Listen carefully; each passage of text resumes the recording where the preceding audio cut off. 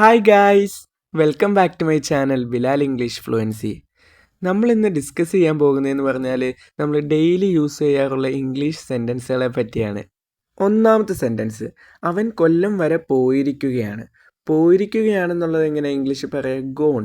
അപ്പം അവൻ കൊല്ലം വരെ പോയിരിക്കുകയാണെന്നുള്ളതിൻ്റെ ഇംഗ്ലീഷാണ് ഹി ഹാസ് ഗോൺ ടു കൊല്ലം. ഇത് നമുക്ക് കൊല്ലം എന്നുള്ളത് നമ്മുടെ ഏതെങ്കിലും അടുത്ത സ്ഥലമായിട്ട് ബന്ധപ്പെടുത്തിയോ അല്ലെങ്കിൽ അവൻ എന്നുള്ളത് അവളാക്കിയോ ഒക്കെ യൂസ് ചെയ്യാൻ പറ്റും. അടുത്തത്, അവൻ കൊല്ലത്ത് പല തവണ പോയിട്ടുണ്ട്. അവൻ പല തവണ കൊല്ലത്ത് പോയിട്ടുണ്ട്. അതെങ്ങനെ നമുക്ക് ഇംഗ്ലീഷിൽ പറയാം? He has been to Kollam many times. He has been to Kollam many times. ഇനി കൊല്ലം എന്നുള്ള ആലപ്പുഴയാണെങ്കിലോ, അവൻ ആലപ്പുഴയിൽ പല തവണ പോയിട്ടുണ്ട്. അതെങ്ങനെ ഇംഗ്ലീഷിൽ പറയാം? He has been to Alappuzha many times. അടുത്തത് നമ്മൾ മിക്കവരും തെറ്റുവരുത്തുന്ന ഒരു സെൻറ്റൻസ് ആണ്, എത്രാമത്തെ പ്രധാനമന്ത്രിയാണ് നരേന്ദ്രമോദി എന്നുള്ളൊരു ചോദ്യം. അപ്പം അതിൻ്റെ ഇംഗ്ലീഷാണ്, what is the ordinal status of mister Modi as the prime minister. അപ്പോൾ എത്രാമത്തെ പ്രധാനമന്ത്രിയാണ് നരേന്ദ്രമോദി എന്ന് നമുക്ക് എങ്ങനെ ഇംഗ്ലീഷിൽ ചോദിക്കാം? What is the ordinal status of mister Modi as the prime minister. ഈ അടുത്ത് വന്ന് നമ്മൾ സ്ഥിരം യൂസ് ചെയ്യുന്നൊരു സെൻറ്റൻസ് ആണ് അടുത്തത്, സ്ത്രീകളും പുകവലിക്കുന്ന കാലമാണിപ്പോൾ. അതെങ്ങനെ നമുക്ക് ഇംഗ്ലീഷിൽ പറയാം?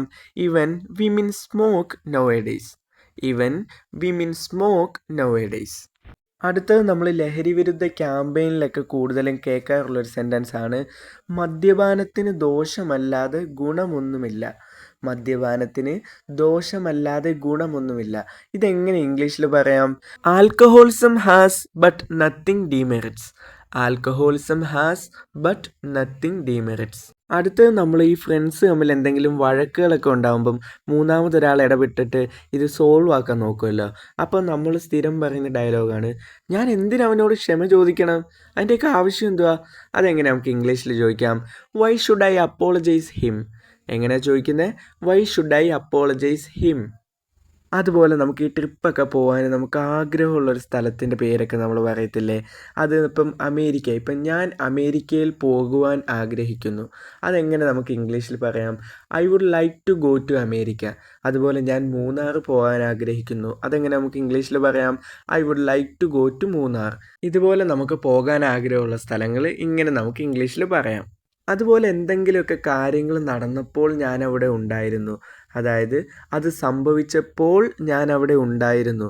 അതൊക്കെ നമുക്ക് എങ്ങനെ ഇംഗ്ലീഷിൽ പറയാം? I was there when it happened. ഇപ്പോൾ എന്തെങ്കിലുമൊക്കെ കാര്യങ്ങൾ വലിയ എന്തെങ്കിലും ആക്സിഡൻറ്റോ അങ്ങനത്തെ എന്തെങ്കിലുമൊക്കെ കാര്യങ്ങൾ നടക്കുമ്പോൾ അപ്പം ഞാൻ അവിടെ ഉണ്ടായിരുന്നു. അത് നമുക്ക് എങ്ങനെ ഇംഗ്ലീഷിൽ പറയാം? I was there when it happened.